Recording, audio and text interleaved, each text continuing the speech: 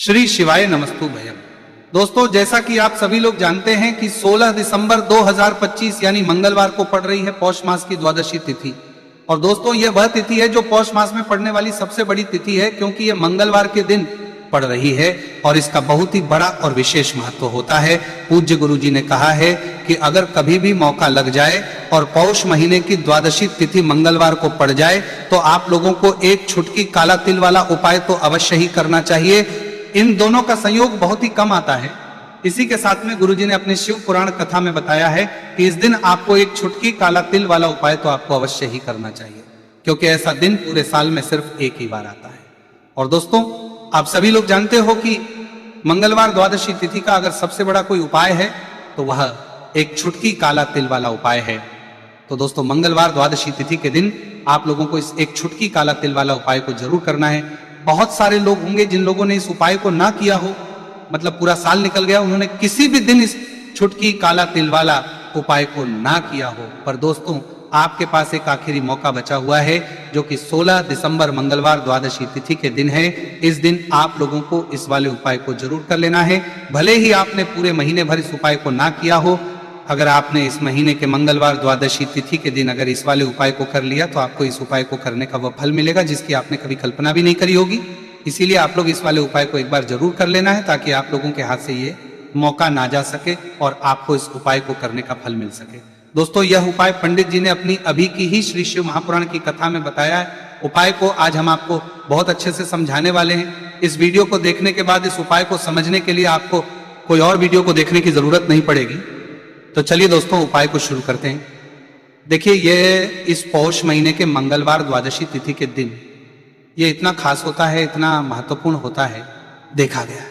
कभी कभी बड़े बड़े पूजा पाठ अनुष्ठान से जो मनोकामना पूर्ण नहीं होते, वह पौष महीने की मंगलवार द्वादशी तिथि के दिन एक छोटे से उपाय करने से ही आपकी मनोकामना पूर्ण हो है। और बहुत सारे लोगों ने इस उपाय को किया भी है और उनको इस उपाय को करने का फल भी जरूर मिला है। अगर आप लोग भी इस उपाय को करना चाहते हैं तो आप इस उपाय को पहले अच्छे से समझ लेना, सुन लेना, उसके बाद करना।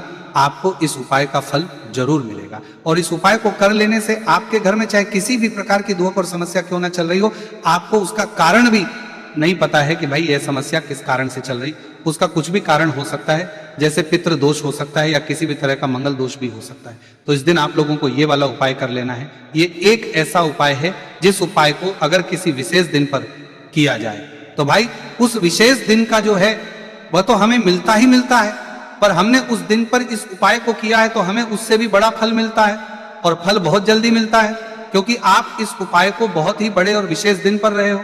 तो चलिए अब उपाय के बारे में बात करते हैं, लेकिन उससे पहले आप लोगों को यह जानना आवश्यक है कि आखिर ये उपाय किस समय करना है, किसको करना है और कैसे करना है। तो चलिए हम आगे आपको वीडियो में एक एक करके बता देते हैं। लेकिन उससे पहले अगर आप लोग हमारे चैनल पर पहली बार आए हैं या फिर मेरी आवाज आज पहली बार सुन रहे हैं तो हमारे चैनल को सब्सक्राइब जरूर कर लेना, और इस वीडियो को लाइक करके कमेंट बॉक्स में श्री शिवाय नमस्तु भयम ओम नमः शिवाय जरूर टाइप कर देना।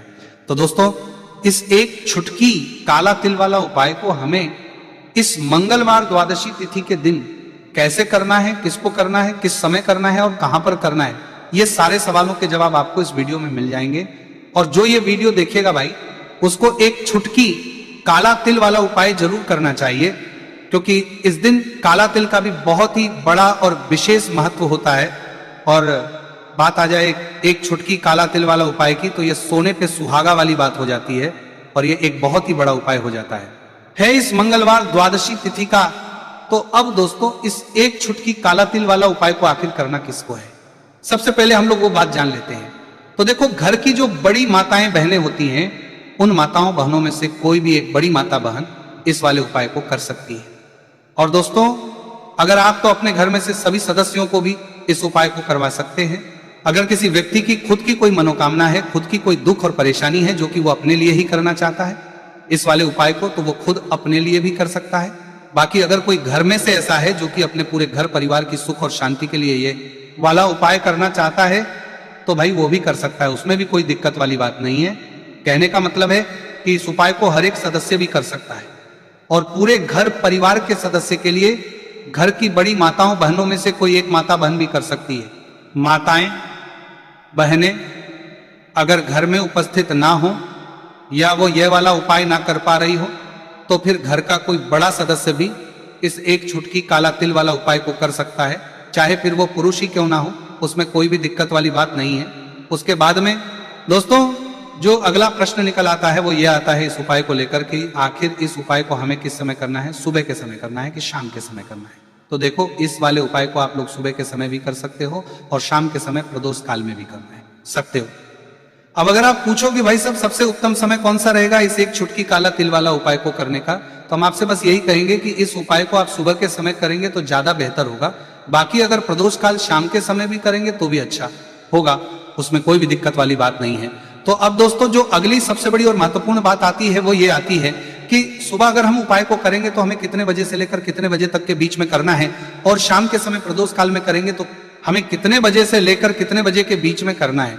तो देखो, सुबह जितनी जल्दी हो सके आप उपाय को करने की कोशिश करना कि अगर किसी कारणवश लेट भी हो जाओ, थोड़ी देर भी हो जाए, तो 10 या 11 बजे तक भी आप उपाय कर लेना, पर 12 बजे से ज्यादा देरी ना हो, ठीक है, इस बात का ध्यान रखना।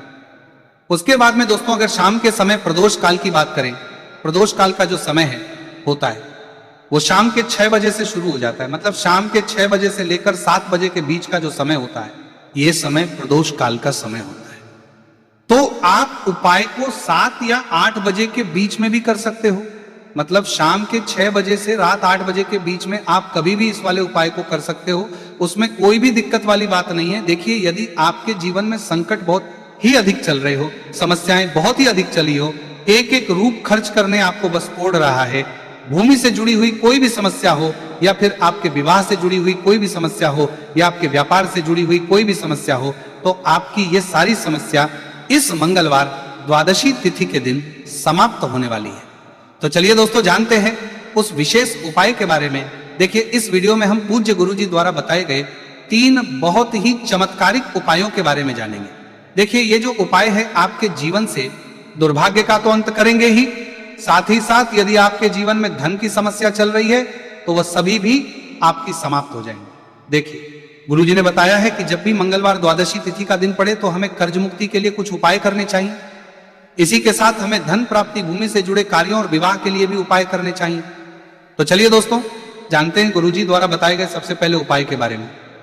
देखिए, यह उपाय विशेषकर उन लोगों को करना है जिनकी भूमि से जुड़ी कोई भी समस्या चल रही हो, यानी कि उनकी भी जमीन से जुड़ी हुई समस्या चल रही है, यानी कि जो लोग मकान खरीदना चाहते हैं, या फिर उनका खेत से जुड़ा कोई भी केस चल रहा है, या फिर जिनके भी विवाह में विलंब हो रहा है, या फिर जिन भी लोगों के जीवन में कर्ज बहुत ही अधिक बढ़ने लगा है, कर्ज जो है वो चुका नहीं पा रहे हैं, तो गुरुजी ने कहा है कि ऐसे लोगों को ये उपाय करना चाहिए।